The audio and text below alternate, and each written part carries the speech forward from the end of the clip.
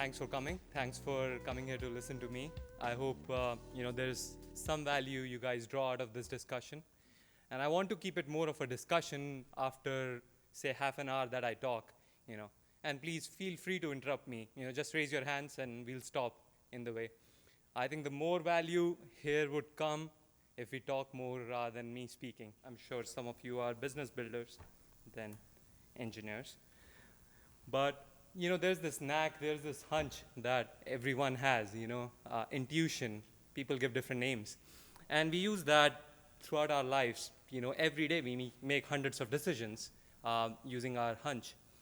And that also seeps into product development. We make a lot of decisions based on our experience, our learnings. My intuition says this.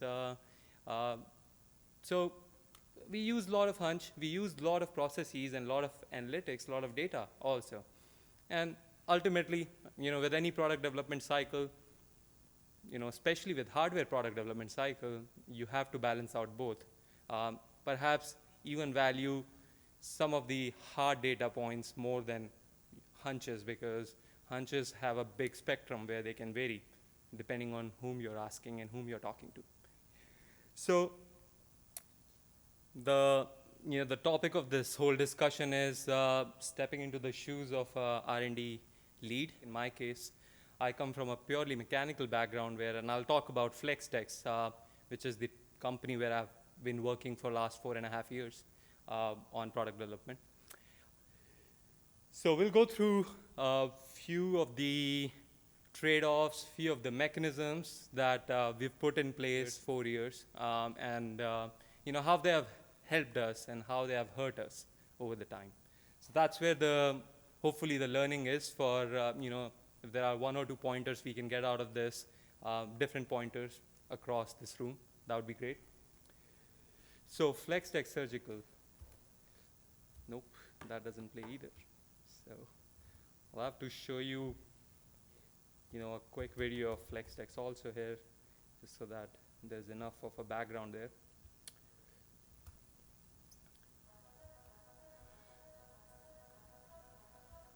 So at Flextech, we make this minimal invasive surgery instrument. Minimal invasive surgery is mainly used for abdomen surgery, or at least our devices.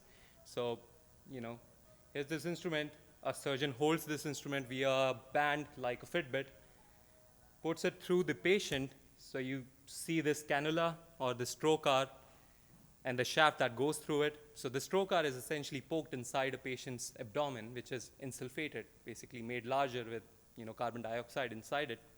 And then holes are made, one for the camera, multiple holes for the instrument. And this is one of the instruments one would use. The tip of this instrument that you see here, it's a needle driver. So it's used for suturing, for stitching the tissues. There are a bunch of products out there, many companies out of Minnesota, Medtronic, Abbott, I'm sure. There is, Covidian was huge player, which Medtronic bought in this space. Then there are robotic platform companies like Intuitive Surgical, which has kind of a monopoly on the world of robotic surgery. Here's this company, a small startup spun out of University of Michigan, Ann Arbor, which is trying to bring out a product which has the intuitive function of a robot, but it has a cost as well as an interface of a handheld instrument. So that's been the goal. You will see why this is innovative. And that's the key function where, a surgeon moves the wrist outside the patient's body, and ultimately that leads to a motion inside the patient's body, which is mapped one-to-one. And this is done via purely mechanical architecture here.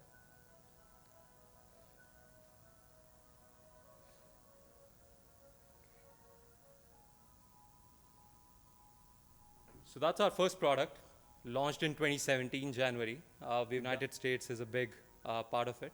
And there are countries like Brazil, Mexico, Japan, many countries in Europe which have participated in this. So I joined the company while it spun out of the University of Michigan very early 2015 or late 2014. I joined mid 2015. We had a prototype which wasn't market ready in any way. There was a lot of functionality that was already there. So I was part of the first 3 engineers who were hired within that time period. So we led to the launch of this product, and then further, now we are working on a razor blade model. So this is purely disposable, single use. The second device has a cartridge and a reusable portion, and both come together, again, purely mechanical interface, and work seamlessly like a single device. So being in a startup, while still being young, I got a lot of responsibilities, got this opportunity to work on these projects, work with a lot of engineers, much senior than me. And here are some learnings, out of that development project that I'm going to talk about here. From a product development cycle, different terminologies, different jargons, everybody, I'm sure here, is aware of different steps that we follow. There is phase 1, user requirements definition, knowing what we are really going to do in next year, 2 year, 5 year timeline. There is phase 2, design and development, where the meat, or being vegetarian, I call where the tofu lies of this whole product development cycle. There is phase 3, transfer to manufacturing, going through supplier qualifications, doing the pilot build right before you do the V&V build to understand whether this product really functions. Are there some changes we can do before V&V? There's V&V. And then there is prepping for launch, putting everything, tying everything together, regulatory, having assembly line, which you have already tested with your process qualification. And further, you're ready to, you have your first customer waiting for the product. Or hopefully there are more than one customer at that point with interest. So with this kind of 5 phases, the timeline goal would be, the bulk of the time goes in design development, defining the user needs, and figuring out how to do it, and what to do.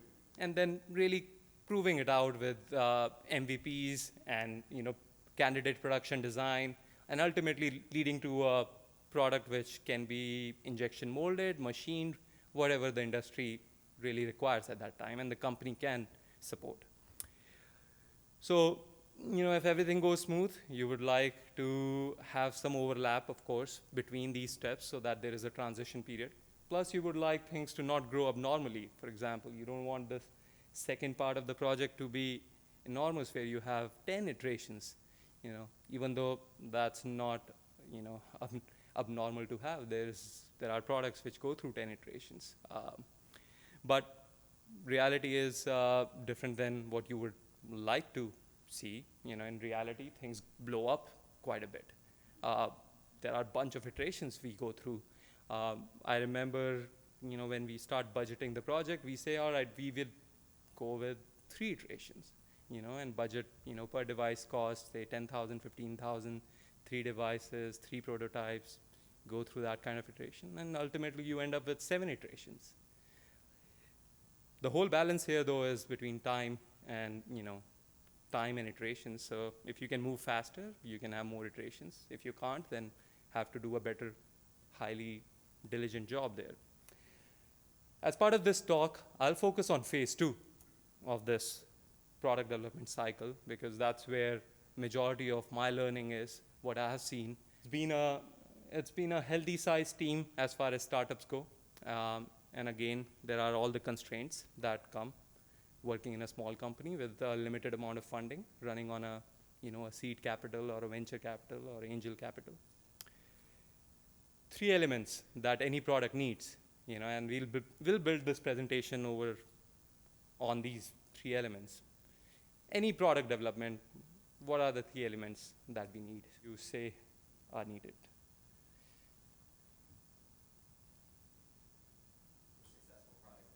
For any product development. Well, you need the money. That's a good start, yeah. You need the money, right? You need the, you need to have like some kind of regulatory.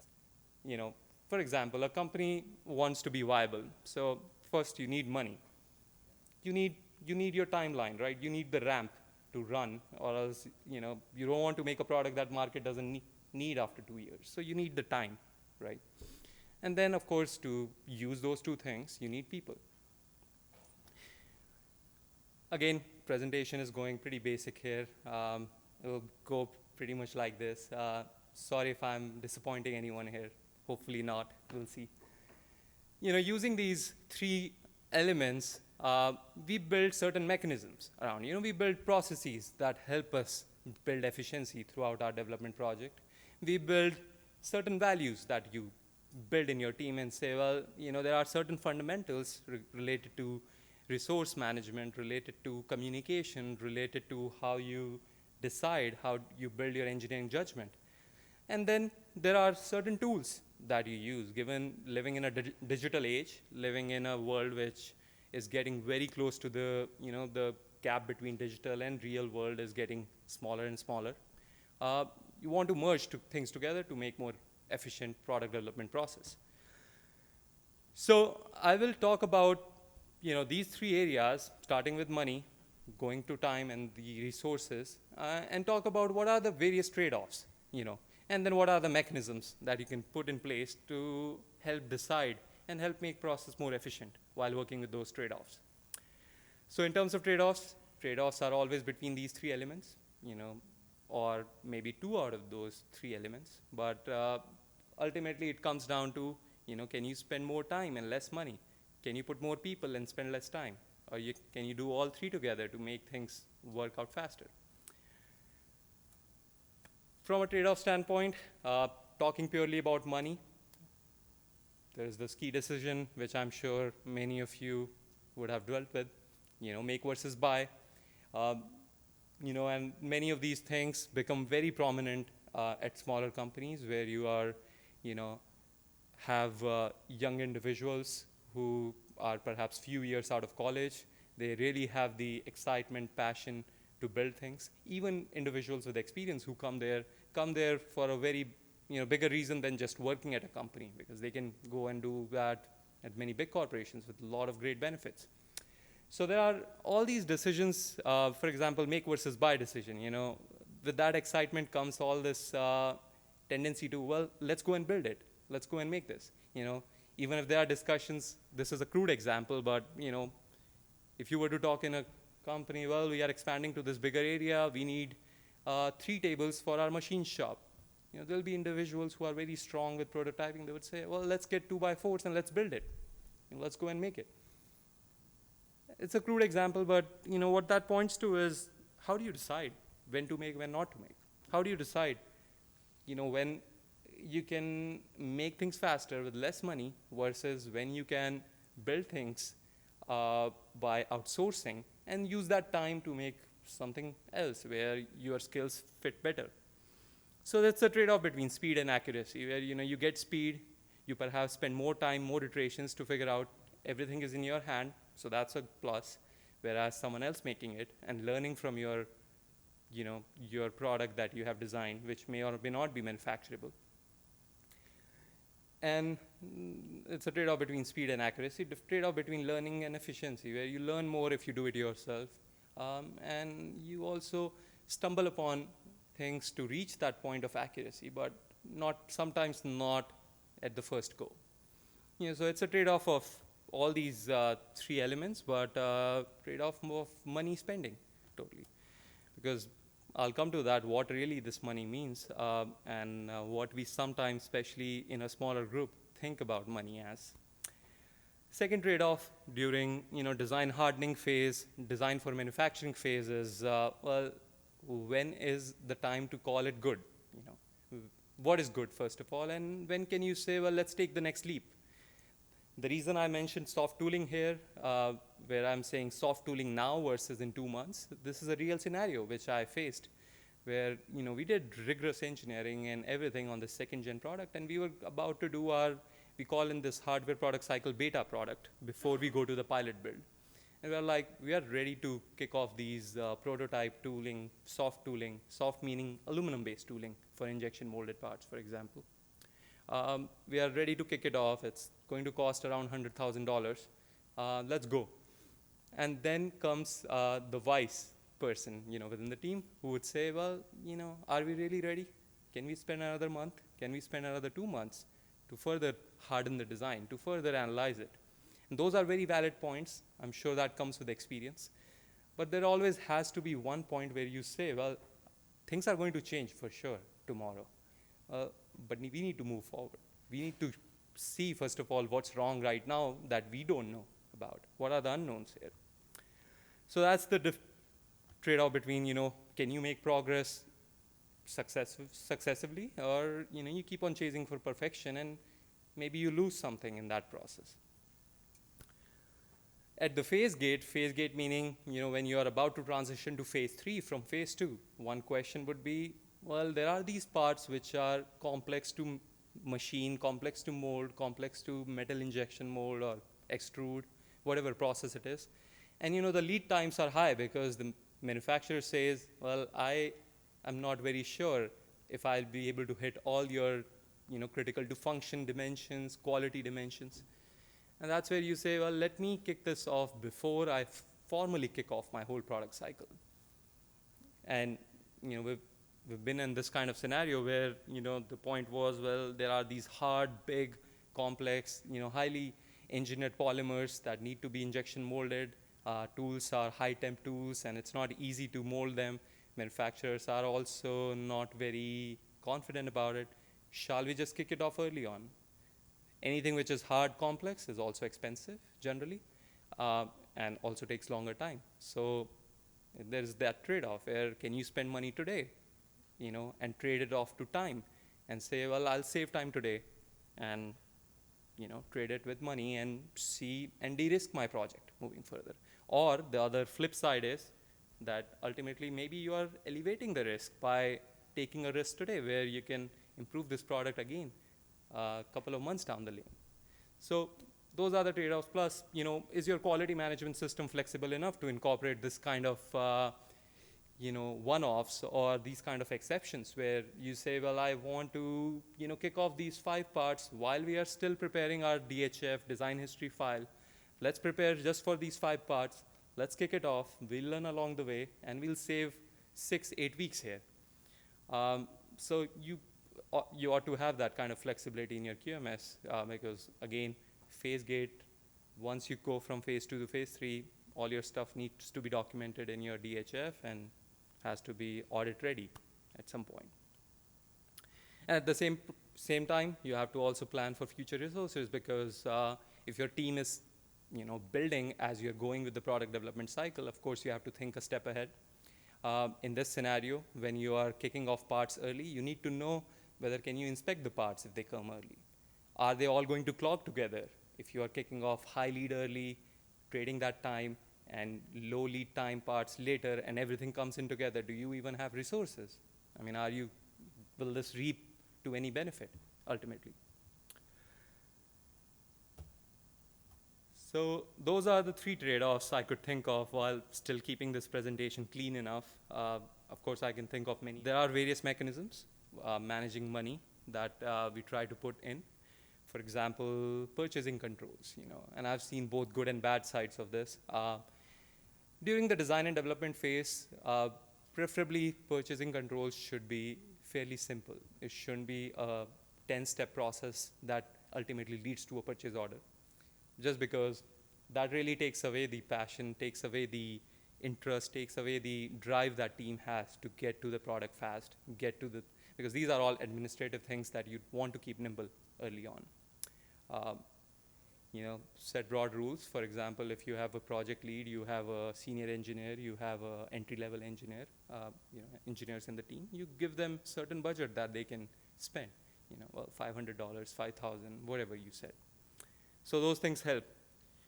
Other thing is net dollar is not just dollar. Net dollar is dollar plus people's time, especially at smaller companies. It becomes more evident because you hire just for what you need. You have only a couple of projects running on, not 5-6 projects. So you have to understand where to spend the team's time, and you have to understand how the whole dynamics around spending works. For example, here I wrote, working with external manufacturers, for example, when you're prototyping, and this is again real case scenario where you were to go and machine something out of aluminum and you say, well, this is what I want to order. And the person says, well, this is $5,000 it takes to make 3 parts. And you're like, well, I thought it would be $1,000. Now you can't get into that kind of conversation where you're that far. So that at that point you need to understand what's really driving cost. Is it more labor time? Is it more just setup time? Is it more just the block of aluminum, for example, in this case that you're using? So all those questions, asking that first question is important. What is driving the cost in all the scenarios? That's a key question. And then again, trade-off within a trade-off here is building a spending tracker. Keep purchasing nimble, but still have some track on your spending. And this I've found helpful again during the R&D phase. Time trade-offs. What are the time trade-offs? And I'll try to move a little faster. We are about 3 right now, almost. Time trade-offs are, task management, and this is a complaint that I'm not sure how many of you have heard, but within a team you would hear that, well, this task tracking tool that we all want to use, it's taking a lot of my time to update the task. So this is a general problem comes, with the world of smart sheets, Jira, Asana, bunch of these tools. Coda is another interesting tool which is out there. The digital task management has really taken up over the last few years, and what becomes hard is how to merge this digital world to the physical world and still not be spending 1 hour of your whole day just updating your project updates and your charts and everything. So one thing I've found valuable here, which gets hard to otherwise maintain, is how do you conjoin physical world and this digital tool world. So you have a bunch of digital tools. For example, you're using Smartsheet to manage tasks for check-in, check-out with a team, and you want to merge it with your stand-ups. So one thing, there is some redundancy that you can build, but it really safeguards you from failure in task management, which I found helpful, where you take your weekly task, put it on your stand-up boards, like what started, what didn't start, what's completed, and use a physical world, use a software world, but figure out when to update what, so that you can have a long-term picture with your digital tool, and you can have your short-term picture right in front of you in a tangible way with sticky notes or whiteboards or whatever tools you use. And the other trade-off is spending time now or later. This is one question which comes up numerous times, where you do some testing and you are halfway there and you're like, well, my judgment says this is good. I don't have to go all the way through. And then someone else says, well, but we need to prove for 10 cycles. We need to do those 10 cycles. So that's where I guess sometimes judgment comes into place, where you can take, depending on how sensitive the time is at that time, whether you just move ahead there and say, well, it's good for now, we'll come to this later, we'll have to come to this later in any case, and let's get to the other important thing, because it's always helpful to do 5 things 80%, then do one thing 100% and another for 20%. Time mechanisms, time management, defined meeting rules. This is one thing I've heard, not just or learned within my company, but heard over and over from other corporations. This is first thing. For example, Eric Schmidt, who came to Google early on, did. He saw that there are these 20 engineers who are just running meetings as they want. There are no set rules. There is no decision maker. So you set your meeting rules, where you say, well, everyone comes prepared to the meeting. First of all, everybody knows what we are talking about. And then there is a decision maker in the team, ultimately, and that person takes the onus, takes the responsibility, and feedback will ultimately tell whether how good that process is going. Build efficiency using automation. There's a lot of small things. Again, small, it sounds very rudimentary, but for example, if your team has a bunch of 3D printers running, well, try to maintain a flow so that you can use evenings, nights, weekends to run those 3D printers. Use all those kinds of resources. How can you merge emails with Slack, for example? How can you use these tools like Microsoft Flow, where emails can flow into Slack and then flow into your other Smartsheet kind of tools, and everything can be a connected system. So automation, of course. Startups outperform competition with less energy or less of these 3 elements, and what really requires there is really great time management. It's said that, I remember this very clearly after hearing it many times from and again, all online. But Mark Cuban, he started his first company, broadcast.com, and the guy said, well, there are like 100 engineers working on the same problem elsewhere, and this is just me working here. The only way I can beat these guys is by just working hard, more, smart. And that's true across startup domains. I mean, if you get complacent and you're like, well, we want to get like bigger companies, this is one area where you should not try to cut corners and try to strive for harder and harder in terms of how can you make things efficient, how can you spend more time, because startups don't get built without some sacrifices. So there are, of course, going to be one or the other sacrifices that you go through. Coming to people. So with people, the trade-offs are, these are mainly related to hiring, hiring contractors versus hiring full-time engineers. Sometimes your project requires hiring contractors because you can't make that commitment due to your funding situation. But that thing can get stretched out easily because there is no right time to cut off unless it's well defined early on. That's where statements of work come into place, where you define, well, this is a 6-month project, this is a 6-month project. We've found it hard, for example, many a times where we had engineers from contractors work at our place for 2.5 years because they get so involved and they become part of the team itself. But there is this, your flow of capital is huge compared to what you're paying your internal engineers, and so you want to build that balance there.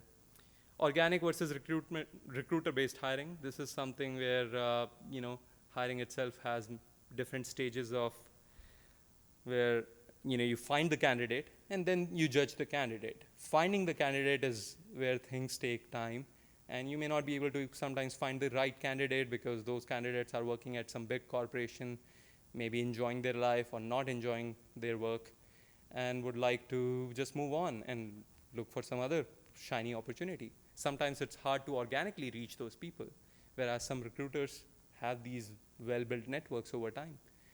We had this decision recently that this trade-off that we went through. We said, well, let's wait a month. Let's put these job postings on LinkedIn, Indeed, and all these websites, and let's wait for a month. And at that time, we did take a decision saying, well, let's not wait. Let's just go both ways. Let's, okay, it's an additional 20-25% extra capital that will go out. But if you need engineers now, you need engineers now. Have to support the product timeline at that point. And the last point here I have is hire versus grow project leads. You might have heard it many times that growing in-house is always valuable because you have the same talent which can coach other talent. It's been very valuable, as I have seen, at this startup and other startups. At sometimes though, you have to take that trade-off and hire outside, but that's where you have to be very careful because people, this is the unfortunate truth of our recruitment process. With any recruitment process, you can't judge people on a day or two. I mean, no matter how good you are, you'll find these pitfalls later on, which you wish you knew day zero. So that's the trade-off of talent growth that you face. Mechanisms, tools put in place. So processes with your human resource. It's always good to promote open communication. By that, what I mean is, with all these tools, example, Microsoft Teams or Slack that many of you may be using, there are groups you can form, which are groups which have various people on project A, work package B, right? Project A, work package C. Discussions can happen on those groups, or discussion can happen on chats. You have your direct messages also. What I have found valuable is, trying to keep as much as communication on those groups. In people's mind, it does come at an expense of focus.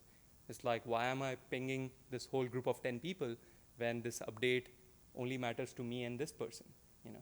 That's all good, and it's a sane way of thinking. But what happens is, there is one individual in your team, even though it's small, that may know something that that person just learned the day before that can help you with your process. So it's good to keep open communication. Also, I think brings transparency within the team. Also builds confidence when you're talking to a bigger group, whether on a digital platform or in a open setting like this. Communication protocols are very important. What I mean by this is when I'm, for example, talking about communication between three people, I'm leading a work package within a project. I say, well, John, can you do this task? John says, all right, I'll go and do it. For some reason, he has time constraints and he says, Julie, can you help me do this task? Julie says, okay, sure, I'll do it. And then Julie comes to me, for example, and says, well, I can't do this task because of so-and-so reasons. And I'm like, I didn't even talk to you about the task. I don't even know who's doing this task and why you are doing, right? So, and I'm not saying those are the kind of unpleasant communication discussions you should have, but I'm just saying that there's a break of chain there. You can't have a full loop at times. You have to just retract back on the same path where I'm talking to John, John's talking to Julie, Julie gets back to John. If there is back and forth, it happens there. And then whatever deliverable is, it comes to me, for example. So that's important. Hiring is guessing, firing is knowing. It's pretty obvious, but that's something where sometimes we stick around too much and spend months and months, even though sometimes you know that this person is not the right person for the team. And for startups, I think it hurts more than for big companies because of how important each dollar that goes out of the door is. Encouraging healthy debates, responding with rationale. This helps when you're talking to especially engineers who are right out of college. Give them this opportunity to speak in groups. And well, everyone has opportunity. That would be the counter. Well, everyone can speak, but you have to facilitate that by just making it more open. And then respond with reasoning. Don't respond with, well, I think this would work out. We'll see, right? Sure, you'll have to do that many times, but if that becomes the norm, that hurts the shaping of that engineer within your engineering culture. So you would want to shape your engineers around rationality, around deterministic design exercises, so that in future, they are able to explain other engineers, other new engineers about what the design process should be.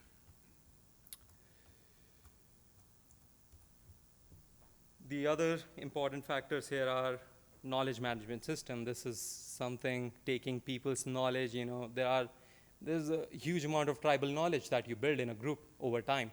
What happens is if that person leaves, it's a big loss for the company, especially again for a smaller company where there are just 5 engineers specializing in their own fields. Knowledge management systems help. It could be anything. It could even be an Excel sheet with different, or Excel book with different sheets where one sheet is about best injection molding practices. And people go there and fill up cells wherever they learn new things. Something of that order or something more digital, like on smart sheets, you can do things on Jira, Asana, you can make workbooks. Those things really help, at least keep the knowledge open, plus keep the transfer of knowledge easier when new hires come in.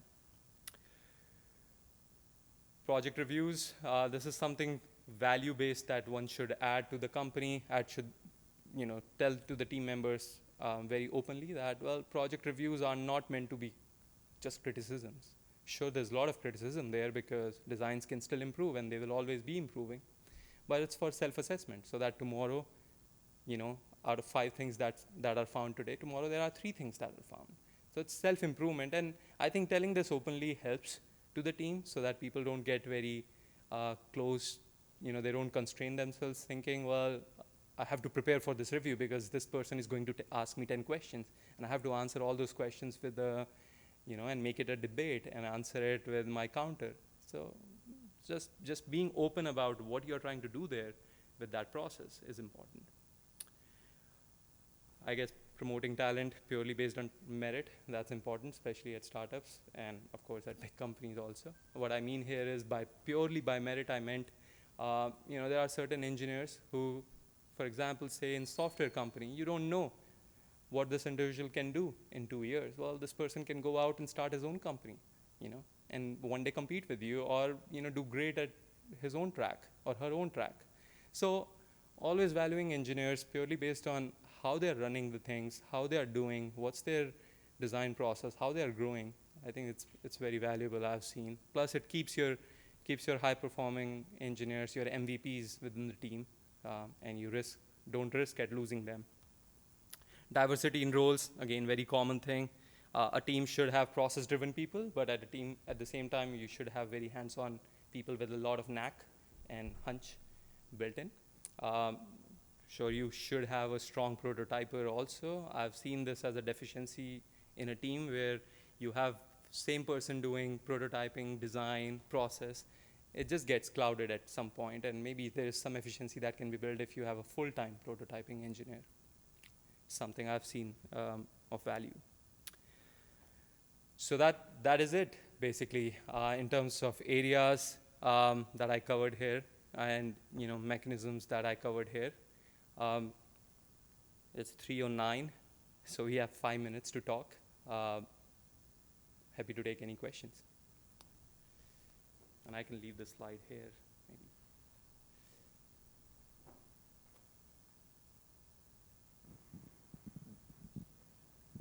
Any questions? We've got one right here. Thanks, Deepak. I have a quick question on, you mentioned that startups need to be agile, fast. Can you mention a few things, when you look at product design and early stage development, what you and your team are doing in that area? To make it more agile? Yep. Yeah, sure. So again, there are different streams where we've tried to be more nimble and agile. For example, one thing I said about task management, we used to do task management based out of an Excel sheet where we had various columns. You can put, various rules with cells. Cells should change color once done and all that. And you went through those full sheet of like 10, 20 tasks with the whole team every Monday, say. What that has proven to be is it's not very open. It's like one individual sitting on the table or sitting on, at the head of that table, and other people just saying, well, yeah, I've done this, put this comment, put that, and a single person is just typing. Whereas we used a tool like Smartsheet, which ended up being of a lot of value. You could do a lot of product tracking. You can also merge one project with the whole company goal project.